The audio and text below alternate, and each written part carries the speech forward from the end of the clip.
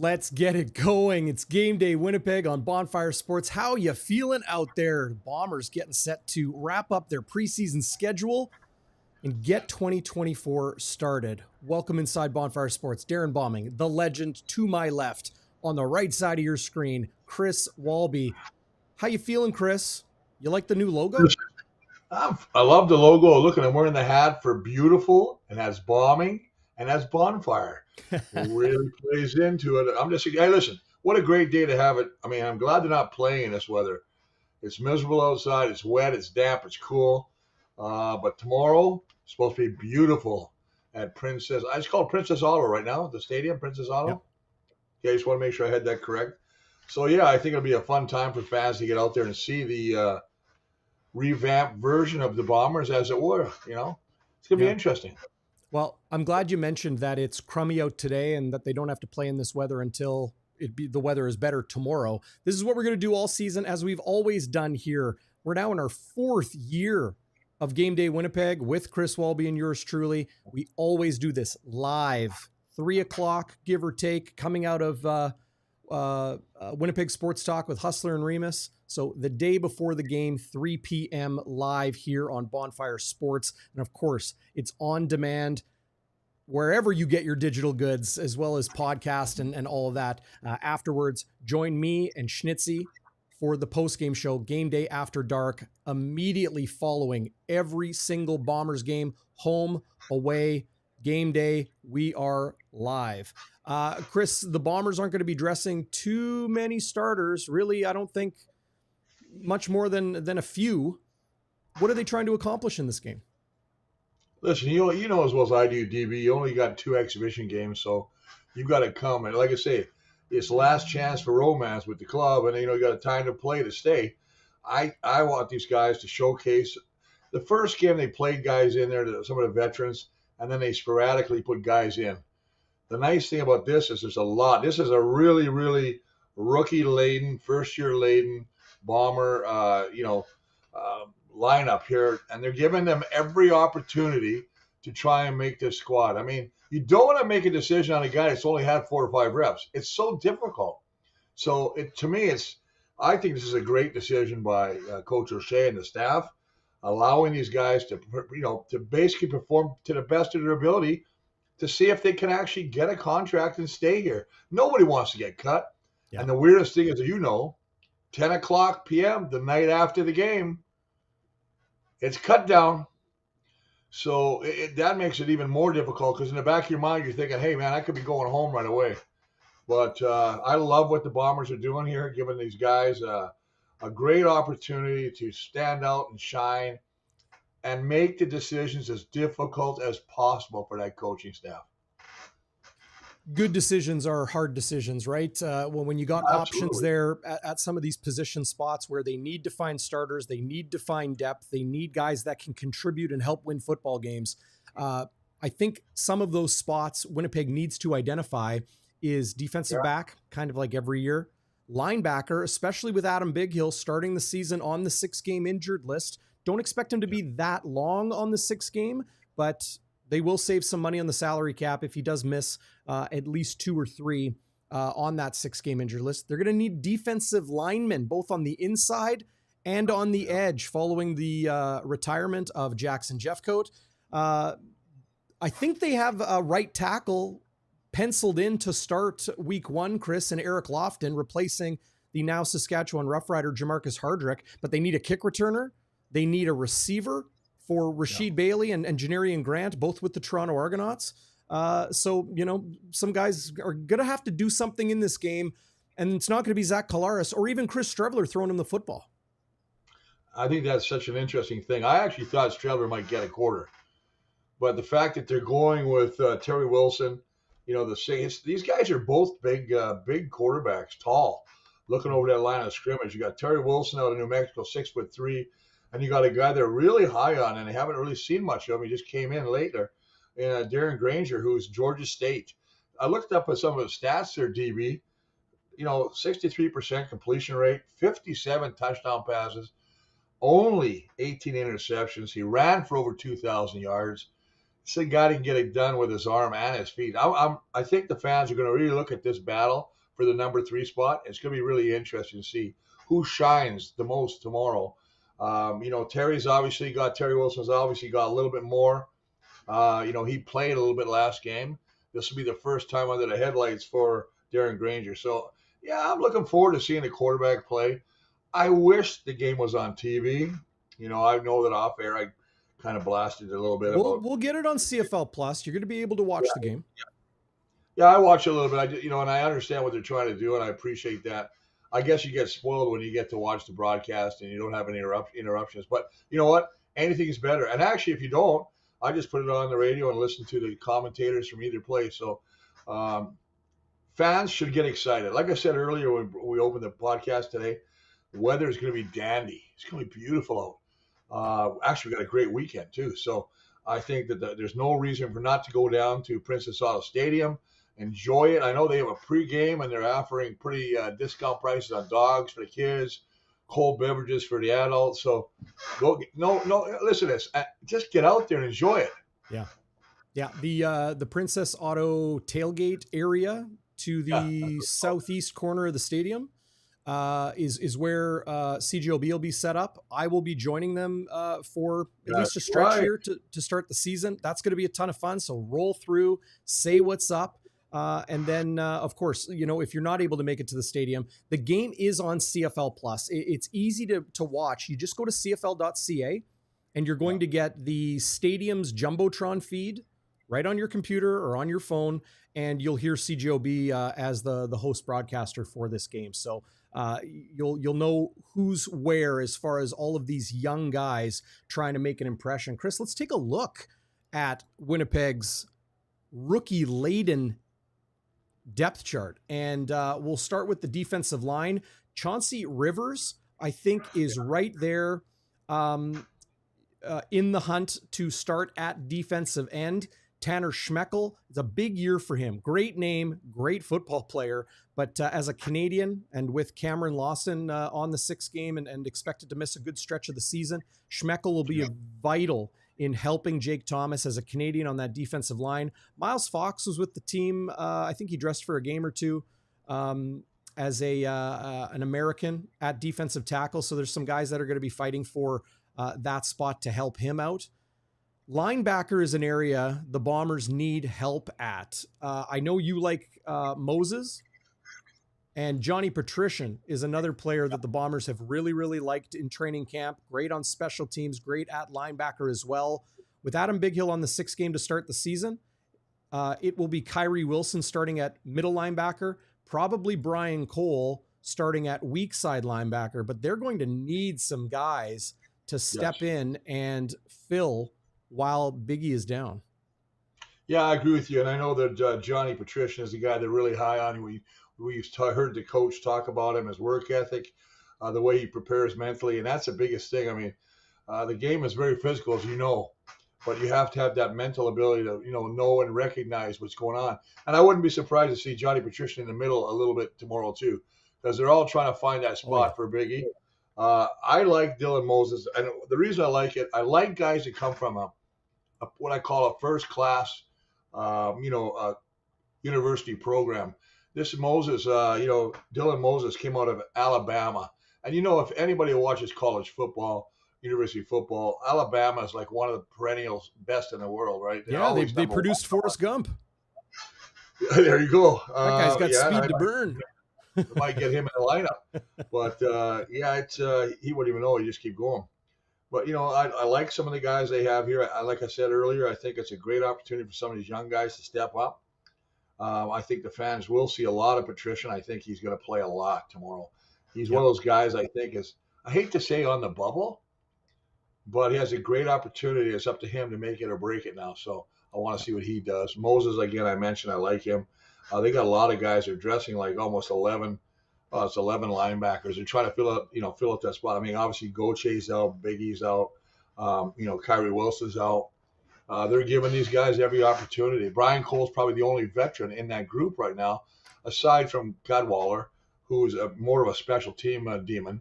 So, I mean, let's go. But you were talking about the D-line, and I like this Chauncey Rivers kid.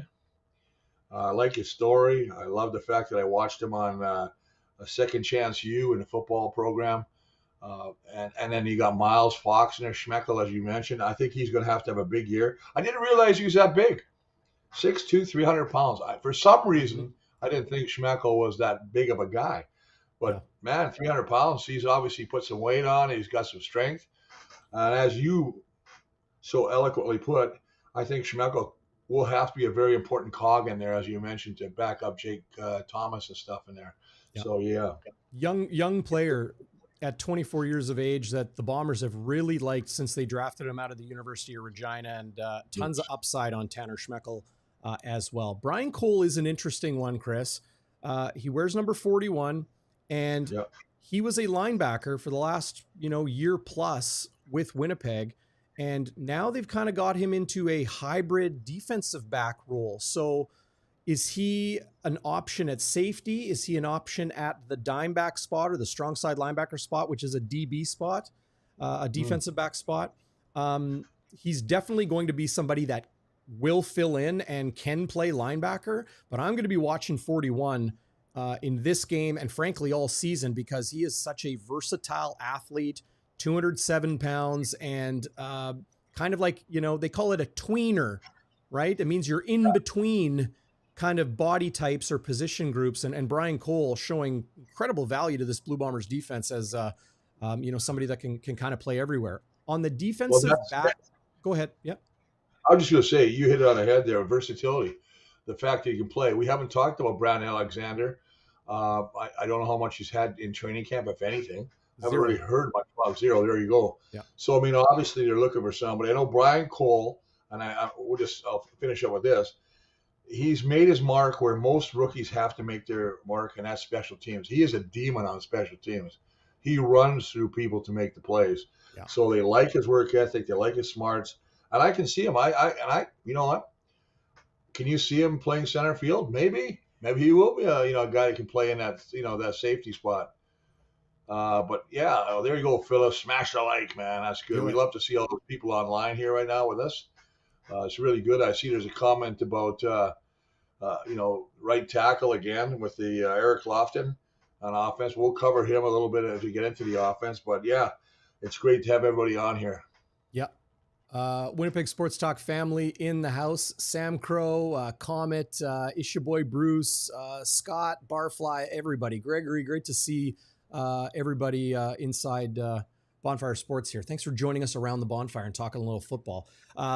So just to wrap up the defense, Winnipeg's defensive backfield, you touched on it, Chris, with Brandon Alexander not participating at all in training camp and wondering what his health could be. Jamal Parker at corner suffered a pretty serious injury. He's going to miss a good stretch of time.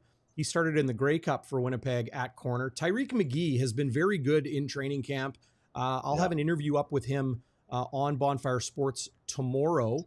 A good one-on-one conversation I had with him. But McGee looks to start at the one cornerback spot come week one.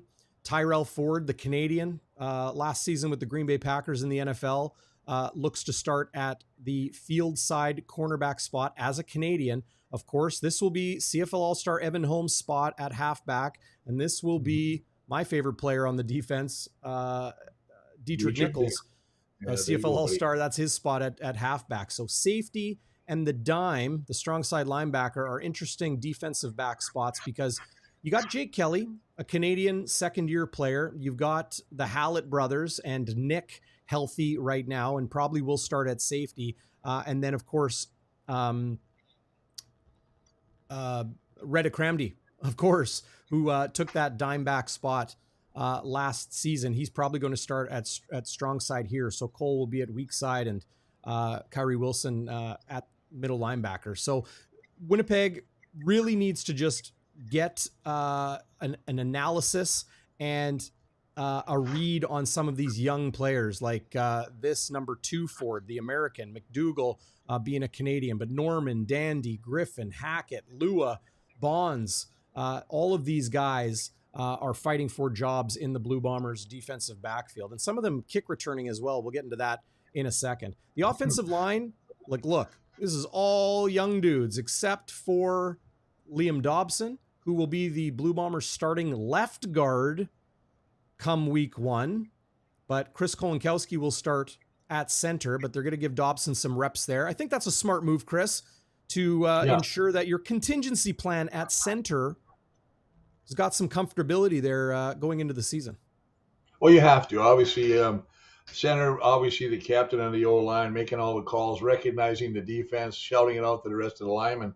Then you got Eric Lofton, as you said, who's got a little bit of experience, played with Saskatchewan last year. He's 31 years old, so he's not a spring chicken anymore. They got a guy behind him, another Alabama boy, University of Alabama, in Kendall Randolph, excuse me. So there's going to be some competition. I think that right now, Eric, because of the experience, has probably got the upper hand. But, these guys they were given some, and they had a lot of the starters in for a little bit of the game against Saskatchewan. Obviously it's communication, but, they gave up 5 sacks. And it's not always about the line, because a lot of times the quarterback, these rookies get in there, they get what I call happy feet, right? They hold on to the ball too long, they start jumping around, and their first instinct is just take off and run. And so that's one of those things, I think. But Lofton, they like this kid named Gabe Wallace, big boy at 6'6", 350. They want to see him, what he does. He's a bit of a bulldozer. He's got Chris big boy, Chris. He is big. Yeah. Reminds me of Miles Gurrell. And that's wild because, Miles was a big guy. I mean, real big. Miles was 6'8", though. That's the thing. Everybody forgets that Miles was so tall. Or 6'6". Wallace is a tower. He's not quite 6'8", but he ain't far off. 6'6". But at 350 is a big size. And if you can move it, and if you can move them legs, and you got good feet, you've got an opportunity to play for a long time. So it'll be interesting to watch him. Liam, as you mentioned, Dobson, I think the fact that he can play both guard and center, just in case something happens to Kolinkowski, I think it's a good move. You're not going to talk about Stanley Bryant because he's just a mainstay. He's over on that left side. Yes, sir. He's just basically going right from the game to the Hall of Fame. So, I like that. There you go. Yeah. I'm way ahead of myself this year. But, I think it's pretty interesting. Yeah. Eric Lofton, starting at right tackle, he will fill in week 1, or I shouldn't say fill in. He is slated to be the starter week 1 at right tackle, with Jamarcus Hardrick signing the big free agent deal with the Saskatchewan Roughriders. Happy birthday to Jamarcus Hardrick, by the way, Chris. Is that right? I don't know how old he turned today, but he's young at heart, that's for sure. He's the highest paid O-lineman in the league now. Yes, he is. So, Saskatchewan, they drove the Brinks truck right up there to get him to go over there, and they're obviously loving his enthusiasm and the way he's running around, like he was here. The Hardrick Hop is now going to be doing it in green instead of blue, so it'll be interesting to watch him. Hey, listen, one of the classiest guys you'll ever meet, and you've had the opportunity to talk to him. I've actually met him at football games for the kids over at River East here. And just a gentleman, and loves the game, and is just contagious. So, happy birthday! You betcha! Happy birthday to young man. I think Winnipeg is very confident in Eric Lofton at right tackle. There is some concern amongst fans. It's like, well, this guy's been on a few teams. He was with Saskatchewan last year. Saskatchewan's O-line wasn't very good. Do you understand playing next to Pat Neufeld and having the likes of all-star Chris Kolinkowski and future Hall of Famer in Stanley Bryant, and the league's leading rusher, and the best quarterback in the league, and maybe the most talented receiving core there as well? That's going to help everything. What do they say? Tides lift all ships, or whatever it is. I think Winnipeg is going to be just fine with a guy that has experience in this league. Don't think of it as a negative because he hasn't been a superstar. It's a good thing because he's played in this league and he knows what he's doing. They don't have to start a rookie or someone who's a little bit more raw there. No, you're right. And it's an opportunity for him to run with it right now. We'll see what he does. Obviously, as you say, it's about communication. This is a, lack of a better term, a raw O-line. This is an O-line that has not, played together. And it's like basically, you hate to say this. If it was a regular season game, you go, my God, this is like a Band-Aid game. You know what I mean? Yeah. Now these guys have to learn how to play, get calls together. okay, are we double teaming? Are we running a tag block or a down block? What are you doing?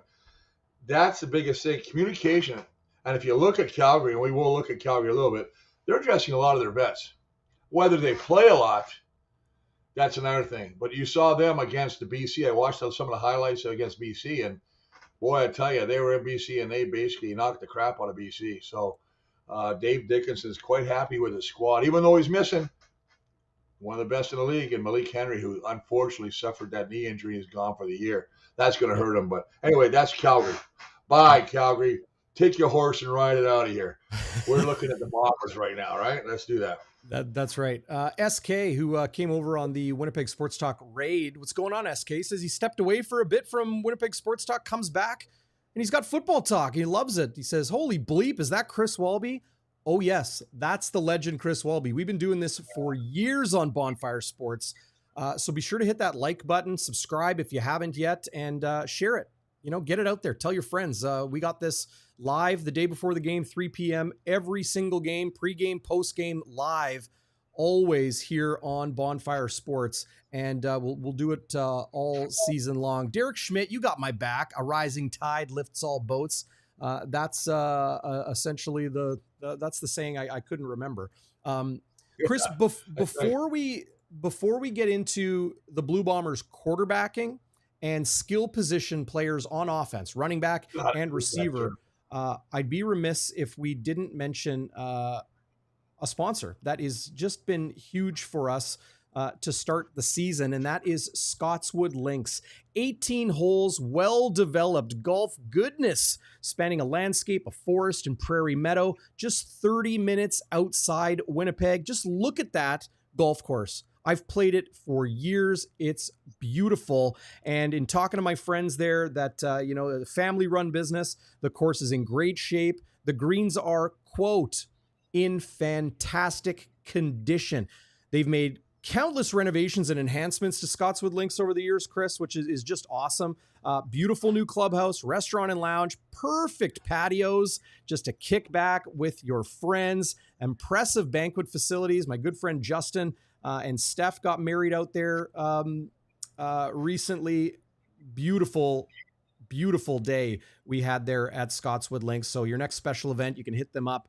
They even have residential lots open for purchase, backing onto this beautiful rural golf course, scotswoodlinks.com. And if you want a deal on a foursome, scotswoodlinks.com/bonfire, and you'll get a deal on a foursome with carts exclusive to you out there, the Bonfire listeners and viewers. So go check them out. Scotswood Links, beautiful course. Not far from the city. Like if you're around, the south or the west part of the city, 30 minutes, you're going to be there. It's just a breeze to get to, and you won't regret it. We're not in downtown Toronto or downtown Vancouver. Right. It's easy to get anywhere in Winnipeg. So thank you to Scotswood. I think it's a great course, and I didn't get to golf much last year. I'm looking to maybe get out there and bang a few balls this year. I'll sandbag it with you. Well, you got that, but I've been biting my tongue because you were doing a great job on that sponsorship, and we do love Scotswood. Let's get that straight right now. But you made just a terrible error when you went into that going, let's talk about the skill position now. Skill positions. When did Here we go. that not be a linebacker? When did not be in that O-line? When I first started playing, it was always the O-line. It's just, the fat guys, you put them up front and you hope they can block for a couple seconds, get the ball. And a head of cabbage was a nickel. I know. I know. Yeah, to walk uphill both ways. It's just one of those things. But now they're one of the highest paid positional players. I mean, obviously, They're all making very good money. Yeah. Back then, I had to deliver newspapers to make my ends meet. You know what I mean? Mm-hmm. What's a newspaper? I'd go to practice. I don't know what that is. What's a newspaper? A Tribune. I used to deliver the Tribune. And, when they printed the news on paper, it was like yesterday's news. Yeah, I remember that. Yeah, you young kids now, if you didn't have your cell phones, you'd be like lost. That's the problem. You don't learn to communicate, man. Oh, here we go. Everything is all that stupid little what the F's and all these little terms. I don't have to learn them all, but anyway, that was my point. Let's go back to Bombers. Let's go. Lead us away there, big Of DB. course, it's the common term that is used, skill position players are just the guys who the ball is in their hands, right? Receiver, slot back, running back, quarterback. And for the Blue Bombers, no Zach Collaros, no Chris Streveler. It will be Terry Wilson, who played in the preseason game last week in Saskatchewan, and Darrin Granger out of Georgia State University. I had a quick chat with him off camera yesterday at Bombers practice, final day of training camp. And, Chris, I had a former CFL scout reach out to me and tell me that Darrin Granger, he watched a lot of Darrin Granger at Georgia State. He's big and incredibly mobile, great arm. This former CFL scout who worked for a handful of teams said that Darrin Granger has the perfect makeup for the CFL. And in talking to him yesterday, mentioning that to him, he was obviously very happy to hear that, but he's been putting in the work, learning the playbook, going through install. That is installing the plays in his playbook, installing the plays in his memory so that he can work off of the wristband at quarterback and know where he needs to go with the football, know the options and all of those sorts of things. So are we going to see a half of Terry Wilson and a half of Darrin Granger? Will we see first quarter, second quarter, and then they split it again, third quarter, fourth quarter? It'll be interesting to see how that shakes out. But for Winnipeg, we know this, Chris. Collaros is QB1, Streveler is QB2, and a secret weapon, worst kept secret weapon in the league today, and what he can do with his legs and his arm. But Terry Wilson and Darrin Granger, they are trying to be that next Drew Brown, that next developmental quarterback that Buck Pierce can work with and turn into the starter of the future.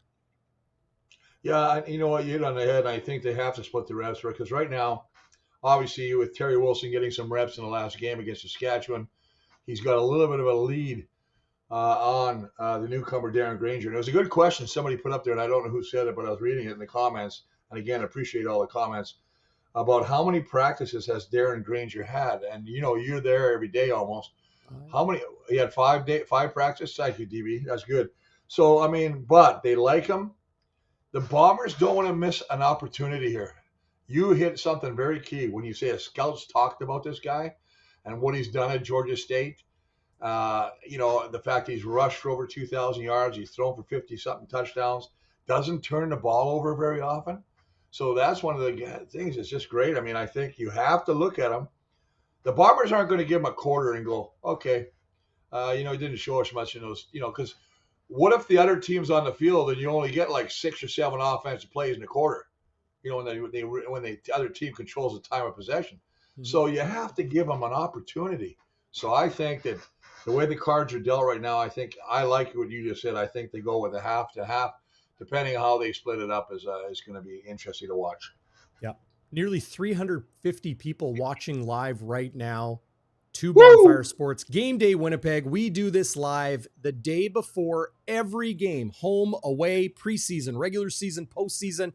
We'll even be at the 111th Grey Cup in Vancouver, whether the Bombers are there or not. But Chris, I'm thinking they're going to be there. Don't you? How could you not have Winnipeg as the favorite in the CFL this year?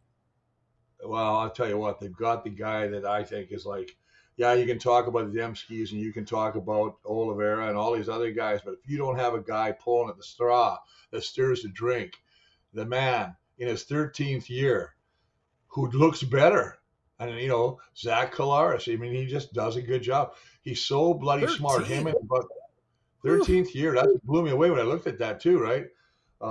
He's got over 30,000 yards passing. Listen to Schmitty. He's just good, man. I just think that, when you got a guy like that at the helm and you got a guy like Buck Pierce, who is very innovative in his play calling, and they do so many different things, so many wrinkles. And you have the receivers, as you mentioned, and that offensive line, when it's put together and it's a veteran group, that's going to be interesting. I'm still a little surprised, and off air people, you got to understand, DB says, Walls, stop going off on one of your tangents. I go all over the place. I'm like, well, before we know, we're going to be talking about the Red Blacks and their off-season training program or Guardian Caps or something. Actually, I was talking about Drew Brown, yeah. But never mind. my biggest thing is, I just think that it's going to be interesting to watch these guys. And Chris Ike's going to get an opportunity to run the football. Oh, I like him. I like him. Yeah. Bombers draft pick in 2024. Yeah, he's going to be a stud, I think. And obviously, there's a big thing between Chris Smith, but he's an American. That's tough, man. He's out of Louisiana Lafayette. Then you got Jonathan Rosary, who's out of Alberta. Now, do you stay with the Canadian contingent, right? That's the big thing, right? How do you keep him unless he returns punts? But I think they're going to leave that to Josh Van and Cruikshank. Chris Smith is another player. I'll have a one-on-one interview with him posted on Bonfire Sports either tonight or tomorrow. So subscribe now. That's the easiest way to do it. And follow Bonfire WPG on Twitter, X, whatever you call it. It's Twitter in my mind and many others. And then, really Bonfire WPG on all of our social media platforms. But if you follow on Twitter, that's where you're going to see things drop first. But if you're not on Twitter or you just want quick access to everything as soon as it's up, whether we are doing a live show, pregame, postgame, whenever, sometimes I'll pop in with updates, or if you want to check out my one-on-one conversations, like my one-on-one with Zach Kalaris that I posted this morning, subscribe to the channel and hit the notification bell, and you will get an alert. You'll get a notification on your phone and be like, Bonfire's live, Bonfire has new content up. And then you'll get that right away. And if you're on podcast, drop a comment in the podcast app. That'll be cool too. Chris Smith was really fun to talk to, Chris. Interesting path through, a handful of stops before coming to Winnipeg. I think Winnipeg may keep him around as an American running back because he has a versatile skill set. He's played receiver in training camp in some of those slot back spots. He's kind of like an American Nick Dembski, which is saying something. He's returning kicks as well. And I think he is amongst those guys that are on the short list of, trying to crack the Blue Bombers roster as a kick returner and to be on the 44-man roster in the game or in the game. Jeremy Murphy is a Canadian. I think he's somebody that's going to help, following the departure of Bolo, Brendan O'Leary Orange. Kevin Clercius was another draft pick from 2024. Big body guy. I really like him there. There's the Winnipegger and University of Manitoba Bison, A.K. Gassama. A little bit diminutive in size, but huge heart, amazing story, and tons of speed to burn as well. He's been pretty dang sharp in training camp. Ontario Wilson is one that I've been watching closely. Aaron Cruikshank is another one I think has been very, very good. You mentioned Van and Blackman. Those are guys that are in the hunt for a receiver spot or a returner spot. And this is my guy right here, 84, Josh Johnson. Chris, in my uneducated eyes, Josh Johnson has the physical makeup, the body type, body movement, speed and agility, hands, smarts to be an impact player in the CFL. He's my leading candidate, at least mine right now, to be that fifth Blue Bombers receiver when they kick off the regular season June 6th at home against the Montreal Alouettes. A Grey Cup rematch. That'd be a good one. I know that Montreal's not playing. They're protecting their quarterback. He's not going to start the last game. So they'll be going with Khalib. I think his name is Khalib for Montreal. But that's, again, I'm over Montreal. But, yeah, that's going to be a great game when you have the Grey Cup rematch. Montreal coming to town. You got – I don't know what's happening with the Sean Lemon story over there. But, anyway, that's another thing. So I just think that when I'm looking at all these guys and I'm looking at the team, I'm looking at the running backs and the fullbacks. And you got Michael, Chris Ike, and welcome back to our good friend, Craig Smith. He's always on here. He's always talking to us about football. There's the guy with some knowledge, man. He knows his stuff, Smitty. But he was saying the same thing, that he really liked what Michael showed in right there at the combine. So that's nice to pull that up. Michael Chris Ike is chiseled out of marble, Chris. He is impressive for a guy that's never played pro football. That's an interesting thing. His body's got no wear and tear. I believe was he at Delaware? I think it was Delaware. But anyway, it's in my back of my head. But I think that, I'll tell you right now. Delaware State. Yeah. Man, I'm He's good memory six, sometimes. he's a running back. He's 6'1", 225. He is tall for a running back. He is heavy for a running back, at least of that height. Winnipeg has some options behind Johnny Augustine and Brady Oliveira. By the way, Brady Oliveira came off the veteran injured list. There's a injured veteran list in the CFL. Brady Oliveira came off of that. I expect him to be on the practice field and be ready. Mike O'Shea said as much to me when I asked him about it yesterday. So very good news for the Blue Bombers reigning most outstanding player. Yeah, it's crazy. They got You some talk dudes about there. that. Well, yeah, you love to see Brady come back. I mean, he has anything resembling last year. He's just an all-star. He's just getting better and better. He works out hard. I know I was watching him. He squatted, I think, 600 pounds or something. And I may be getting that number wrong, but it was an impressive amount when he's, doing his off-season training. We talk about all about, his love and what he does with the animals and the community with the dogs, which I just love to death. Doing a lot of rescues. But I'm just going to go one thing on it. I was looking at Calgary's depth chart today, and they want to run the ball with Dietrich Mills and Peyton Logan. Do you see their fullbacks? Lucas Robertson is out of UBC, 6'4", 260. They got a guy, a global player, Ron Tiavasu, 6'4", 290 pounds. At fullback. 75. No, not. Yeah, it said that, buddy. Don't even quote me on that because I'll tell you right now. It says right here. Let me see. 75. Where are you, monkey? So right here. Calgary will bring Jake Mayer and they will bring Matt Schiltz, QB1 and QB2 for them. They're not bringing Tommy Stevens, who will be their short yardage quarterback. Bonner and Van Trees are their developmental guys. Maybe one of them will land on the practice roster. But regardless, Dietrich Mills and Logan. Peyton, thank you. I was going to say Steph Logan. I'm like, that ain't Steph Logan. That's Peyton Logan, the running back, not the former Montreal Alouettes receiver and kick returner. But those are the dudes for the Calgary Stampeders at running back. Josh Bellamy is another guy. But I just want to scroll down here and you can see this is the inactive list for the Stampeders in this game. And it is littered with veterans. DB Brandon Dozier, linebacker Cameron Judge, linebacker Micah Awe, defensive lineman James Vaughters, Malik Henry, you mentioned, season-ending knee injury, suffered in practice on Wednesday. A Canadian in William Langley at running back, 9th year out of Sherbrooke. Their kicker, Rene Paredes, will not dress Friday night in Winnipeg. Mike Rose, one of the best D linemen in the CFL, will not dress. Sean McEwen, their all-star offensive lineman, their all-star offensive lineman that they signed in free agency, Kyle Saxelid, will not start. Either will I restart my browser here as well.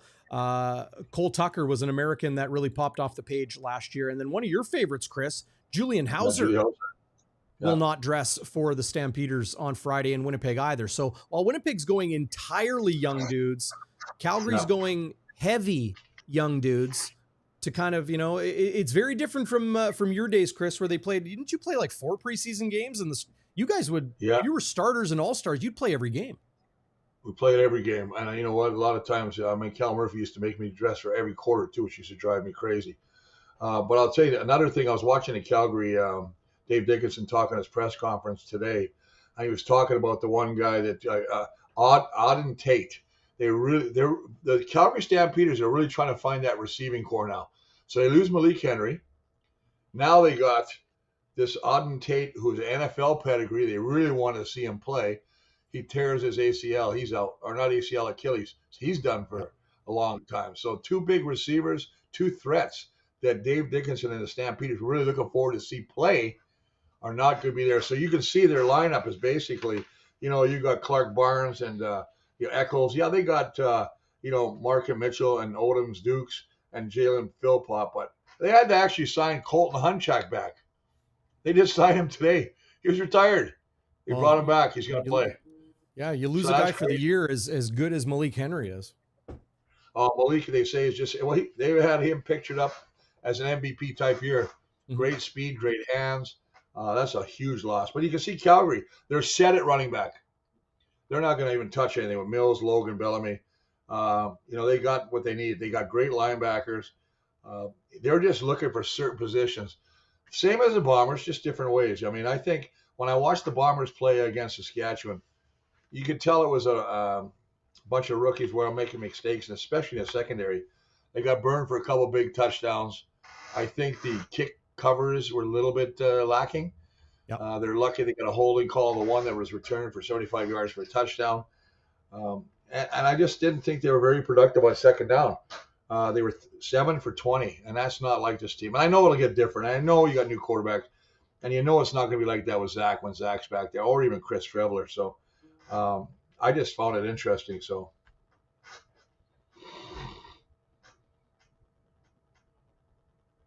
Well, I lost your volume. Our good friends at Pure Winnipeg, Winnipeg's premier proactive healthcare facility, advancing healthcare excellence. Chris, I go to Pure. Even my own mom goes to Pure. And frankly, I personally think you should too. Not you, Chris, everybody out there. Maybe you should too, Chris.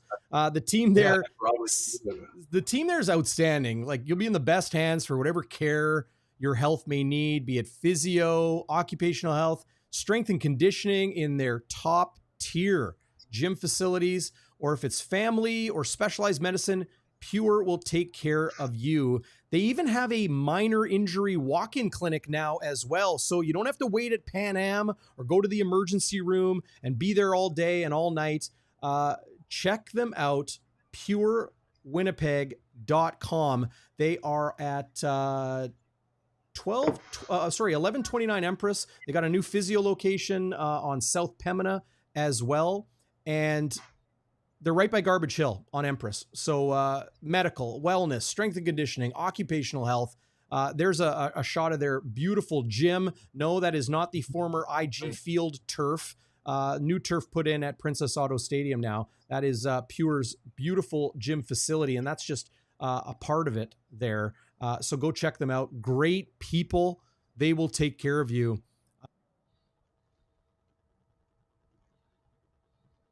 Yeah, you busted out again.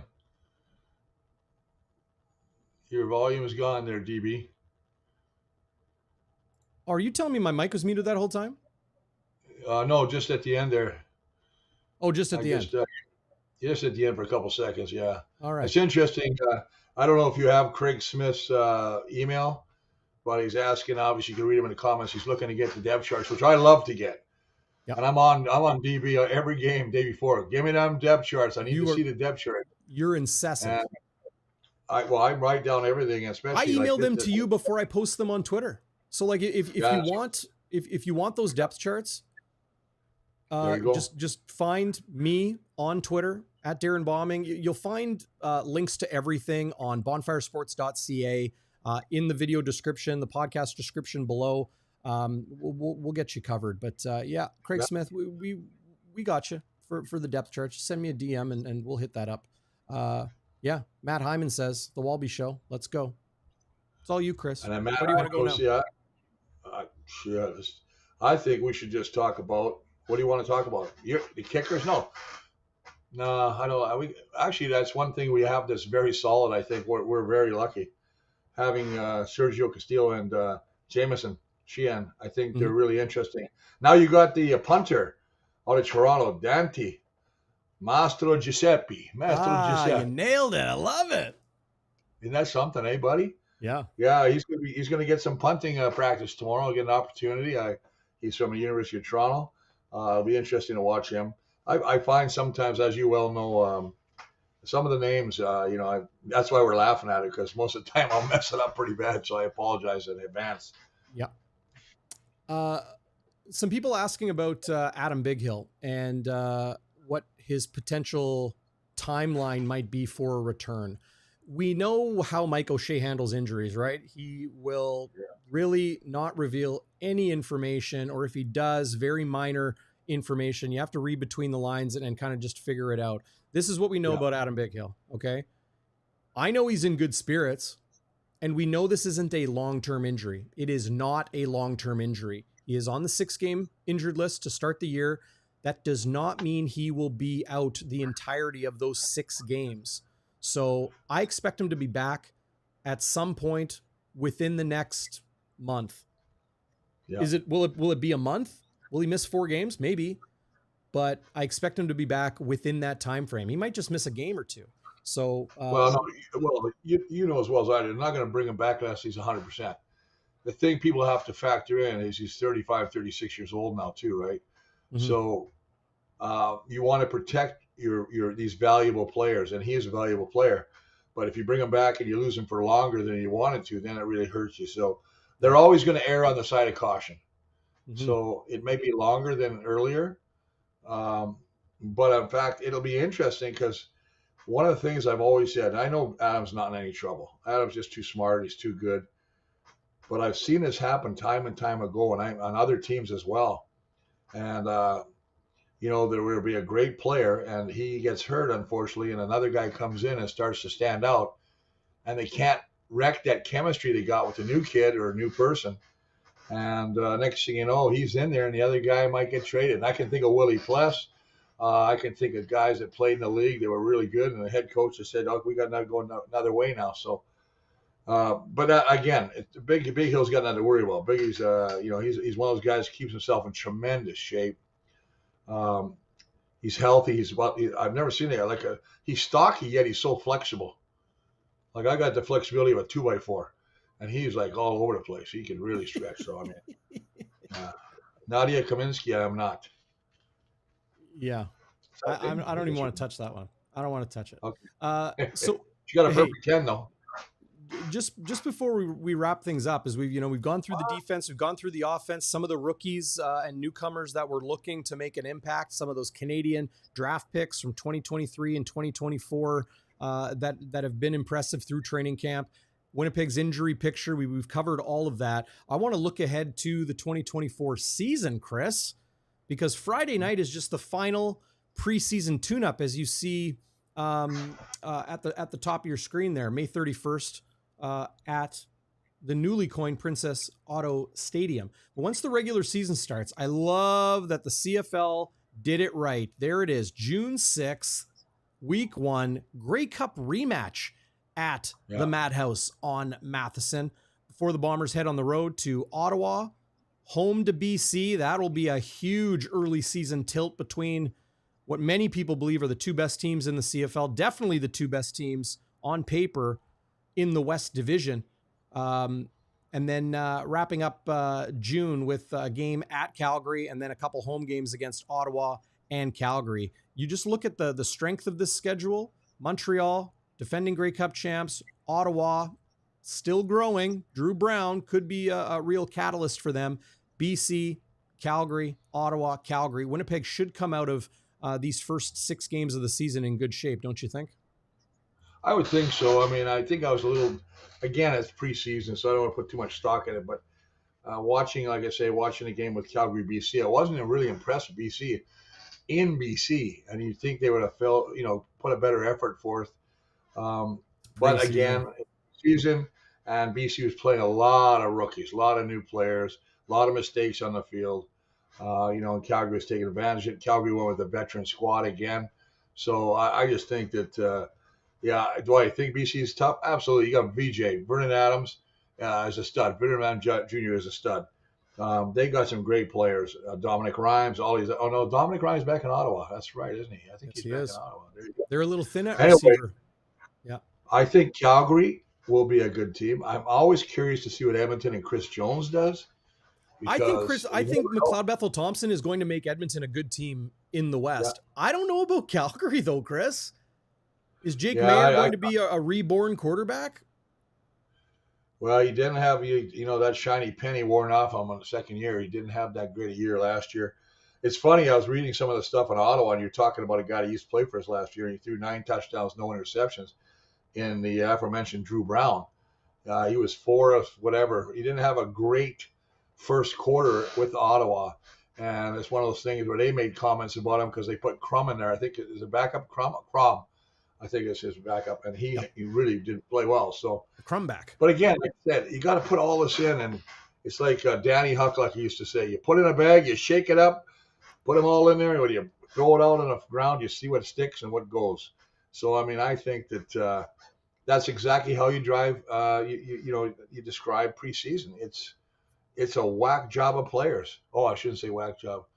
Well, how about wacka wacka job? Can I say wacko, or is the Speaker of the House going to throw me out? Woohoo! The little politics Speaker of the House. there, brother. Hey, I don't know. What? I like that. Yeah. Comet's got it because Matt was asking what your 40 time was, and Comet lays out that, you were known for your footwork, but how was your 40 time? 40, I think I ran a 5.2. 5 minutes, 20 seconds? Wow. Not bad, eh? I thought you'd be a little better than that. Nowadays, I fall out of bed in that same time. But yeah, one of the coaches called me my nickname was, he called me the Dancing Bear, which I loved. I thought it was kind of cool. Well, that's got a new meaning nowadays. I digress. Anyway,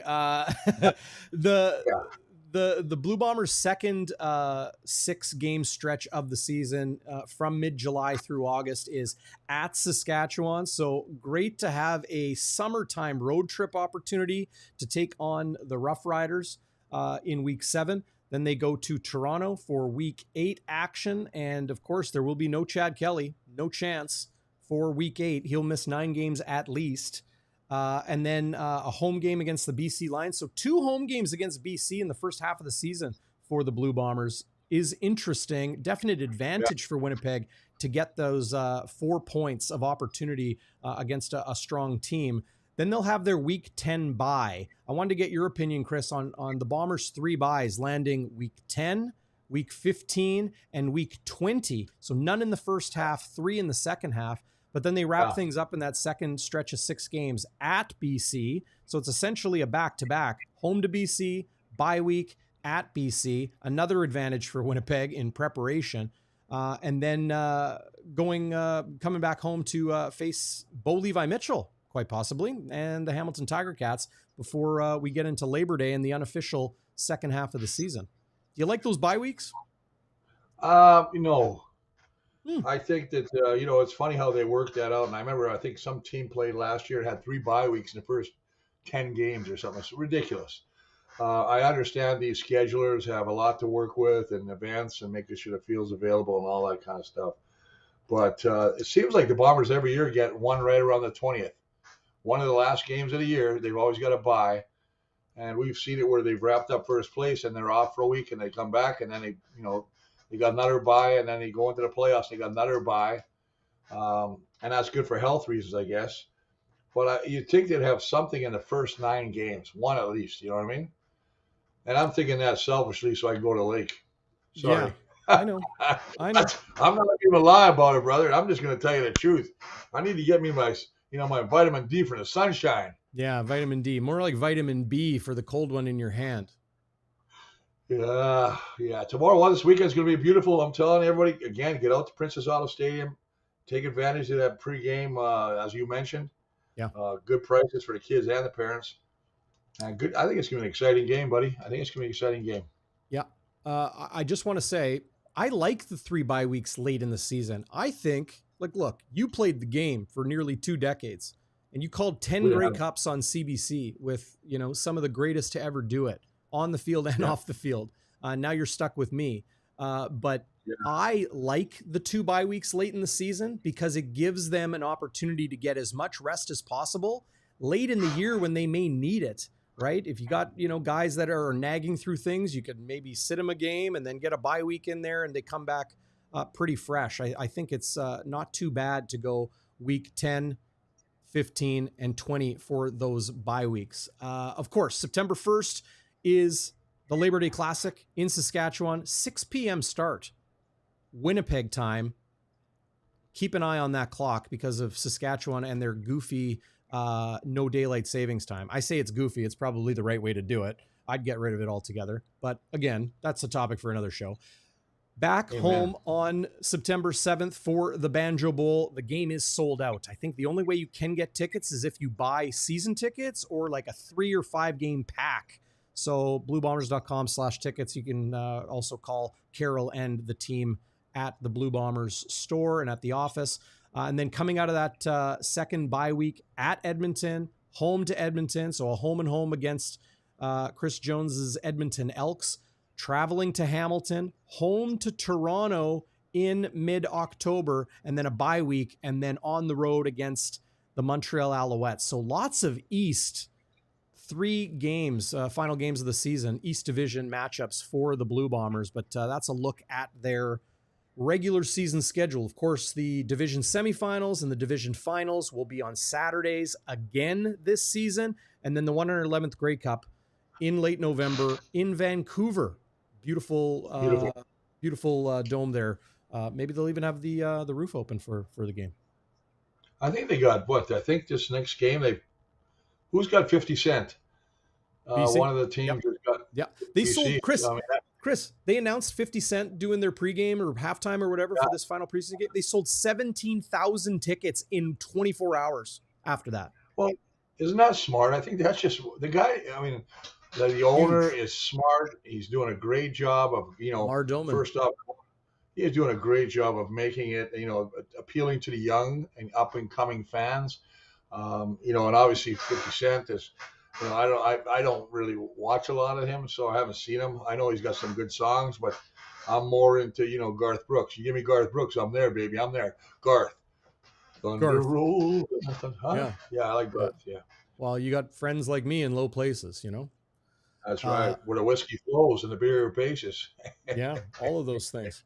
Baby. They're opening up the upper deck at BC Place, so there's going to be 40,000 plus there for a preseason game. That's awesome. Great, great, man. That's what you want them to, right? I think it's the preseason game, or is it the regular season game? Whatever. It might be the first regular. I don't think you want to, basically put all your, your potatoes or eggs in one basket on the preseason. Yeah, Rise Against, great band, playing the day before the Grey Cup in Vancouver as well. I'm going to be there. I might have to take that in. Maybe Chris, call up Garth and we'll do a little offbeat show at Grey Cup week. I like Garth, man. I think Garth is fantastic. I mean, he's all time the best. Johnny Cash, if he was alive, I'd have Johnny Cash up there. You like John Fogerty? Yes, very good, very good. DCR. I know that. Yes, he's got his. I guess they're having some. Was it Fleetwood? No, Fleetwood Mac. I guess they're having some big concert in Winnipeg coming up, and it's one of these bands that used to play, and they're having a big bug night. I guess the guys that play and they replicate the songs. I think it's. Oh yeah. Anyway, I could be wrong. I don't know, man. All I know is that when I'm partying at the Walby household, somebody's got a guitar, somebody is playing music and singing, and I'm always blown away. Whether it's a family member of yours or a friend of theirs or yours, Chris. The talent level, like you guys rock it. It's pretty great. Well, I'm going to tell you one that threw me off, and I've never seen this before, and he hasn't been back since. But my kids invited this young man over, and we were in the garage, and everybody's kind of having a few cocktails, and it's just a good time. And all of a sudden, the guy pulls out, of all things, a violin, and starts to just go to town on a violin. And that's just not a normal instrument you see every day, but he could play, and it was pretty interesting. I was kind of blown away. I was kind of, looking at him going, man, that's like I was going to bring out my accordion. I have an accordion. No, you don't. You big polka guy? It's my mom's. I never played it. We said one day we were going to take my pontoon boat out, and then Stan Mikowas has an accordion from his mama. We were just going to go on the boat and drive the fish crazy. Like we're just going to make some kind of awful music, but we'll just drive around with the accordion and just go, hey, I don't want her. You can have her. She's too fat for me. Whatever. Oh man, we're gonna have to get Tristan Rivers to remix more of your singing, Chris. Hey, we'll get on. We'll keep this to a tight hour because I know you got a lot of stuff to do in this pseudo rainy weather before a beautiful Friday here in southern Manitoba. People will be going to the game wherever you're watching, listening, or enjoying the game. Remember, we go live after the game, every game. Here on Bonfire Sports. Game day after dark kicks off right after the game here on Bonfire Sports. So BonfireSports.ca is where you'll find links to everything, but on your social media channels, Bonfire WPG, and of course right here on YouTube, you'll find Bonfire Sports Winnipeg. And Chris, you're not even subscribed yet. What's going on? Because I'm here, man. I'm always watching you. I watch you on YouTube. I watch you on Instagram. I watch you on Twitter. Mm-hmm. and I get to do it with you, which is like, it's like top of the ice cream. It's like cherry on top. Is that what it's called? I don't know. Yeah, I'm just laughing. I can hear the sarcasm dripping from your No, it's comments. no sarcasm. I'm just thinking some of the people here in the I think it's Phyllis. Phyllis is saying, she's in the comment section. I play the accordion too. You never know. Might start a band up, Okay. Now Probably we're not. talking. I would say these fingers will not play. I'm still disappointed. I got a guitar, and I can't get these fingers to work, because they're just broken. So my dreams of being a country singer just went right by the wayside. So now I'm just doing my own thing by fishing.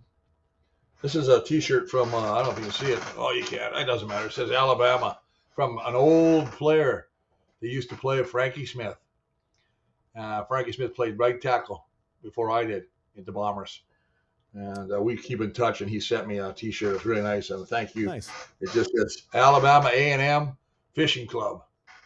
Okay. Thank you, brother. I like it. Alabama, hey, it just keeps pumping out talent. Yeah. And we'll keep pumping out the pregame shows here on Bonfire Sports. Big thanks to everybody for watching and listening, whether you're here live or listening afterwards. Hit the comments, hit that thumbs up. That's all awesome stuff. I'll pull this up one more time. It's your boy, Bruce. Thanks, guys. We're so bonfired up. I am too. We are too for the 2024 season. Big thanks to Winnipeg Sports Talk for sending us over, as Matt Hyman points out. Everybody who joined us from Winnipeg Sports Talk. Thanks for watching and listening. Be sure to subscribe. We got stuff here on Bonfire. Blue Bombers, Sea Bears, Winnipeg Jets coming in the fall. Lots of great stuff. Big thanks to Pure Winnipeg and Scotswood Links. Links to their services and websites in the description, the video below, and the podcast description. You'll find all of that as well. And big thanks to you, Bluto. Appreciate you more than you know, man. I couldn't imagine a Blue Bombers game day without you here, man. Oh, I appreciate that, man. And you just talked about dripping with sarcasm, and I got to go get a tissue paper now because I feel like I'm tearing up. You know what I mean? The allergies. No, it's good. Oh, hey, listen, it's fun. I love the game. I'm passionate about the game. You do such a great job. Obviously, people understand. I'm reading some of the comments now. The voice that you do. You're going to be on OB now. You're the voice of the Sea Bears. Fun, man. You've started your own underwater volleyball team. I mean, you've done a lot of things, man. Really good. Very proud of you, man. Very proud of you. Hey, you got to spread your talents where you got them. Thanks, Bluto. Man. Yeah, I'll let you sign us off. Hey, we'll see you. Show up at the game. I tell you what, Princess Auto Park's gonna be a great day. Bring the kids, enjoy it. When you, especially like this is the last exhibition game, and I'll say this: some of these guys you may know, some of these guys and they may not be there. So go give them the support. Wish everybody the best. Cheers, everyone. Anyway, Matt, pleasure, buddy. Good to see you and everybody else. And I'm out of here. I'm saying 10-4. We'll catch you next time. You got it, brother. Bye-bye.